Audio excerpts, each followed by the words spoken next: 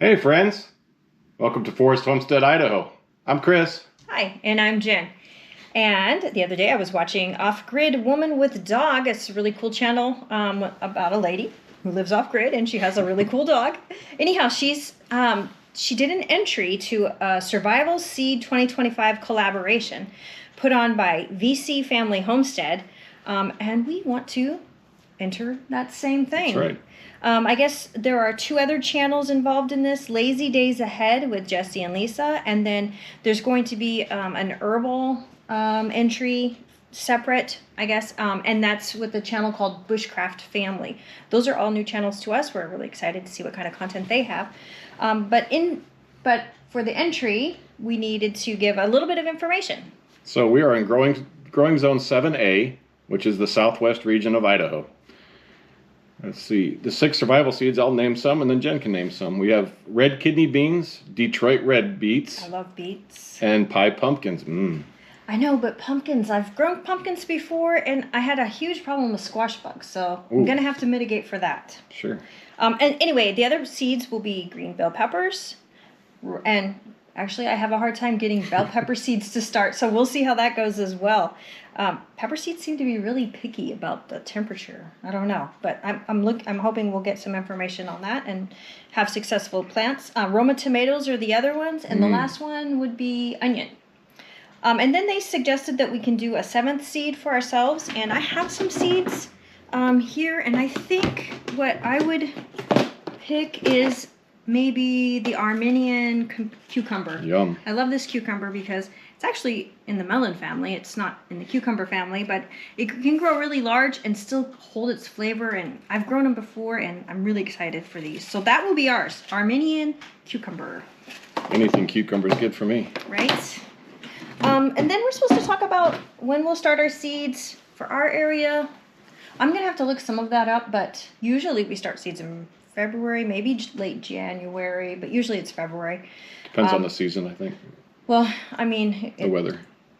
Somewhat. Not really, though, because around here we can't put our plants in the ground until generally around Mother's Day. So, like the first weekend, it just depends. Like, if it's been really nice and warm, you could do it maybe the week earlier, but you can get caught. I've been caught before and had my plants freeze if you start too much sooner than that. We have a second frost that hits pretty nicely. Sometimes, yes. And then sometimes our winter lasts longer than we expect, and that's never fun. Right. But yeah, I know. I was like, well, I don't need my glasses on. Only sometimes. We're at that age. Shh. Dang it. Okay, so what are we going to do with the harvests? I mean, kidney beans, that's a great base for our chilies. Sure. We love chilies. And I love beets. I like to roast them, and I like pickled beets, and... Anything beet. I do. I really like beets a lot. The pumpkins will be fun because, I don't know, I don't really make pies very often, but I'd be open to that, I suppose. And we are actually thinking about, and I heard this on Off-Grid Woman with Dog. She suggested this too, but yeah, putting some pumpkin in the dog food. I mean, we have a dog who has some really bad allergies, and we've been really researching how to make our own dog food. So I think that some pumpkin would be good to add to that. Sure. The tomatoes, you can't go wrong with Roma tomatoes. Probably make some salsas. Definitely, so, and some with other that onion sauces. and that pepper and that tomato. Yep. And then seed saving. Well, you kind of brought it out right there with one of the methods that we use. Oh, yeah. I mean, this is how we save our seed packets, is in these cute little, like, I think these are meant for pictures, but they work great for holding, individual seeds. But when they're talking about, like, saving the seed from the plants. Sure. So I have not done that before. Sometimes I get plants because I didn't pick all the tomatoes I was supposed to, and they just volunteer up. But so we will have to... We could try, I think vacuum bagging is one way to do it, if not Ziplocs and putting them in there also with the label on them. Yeah, but how do you get the seed?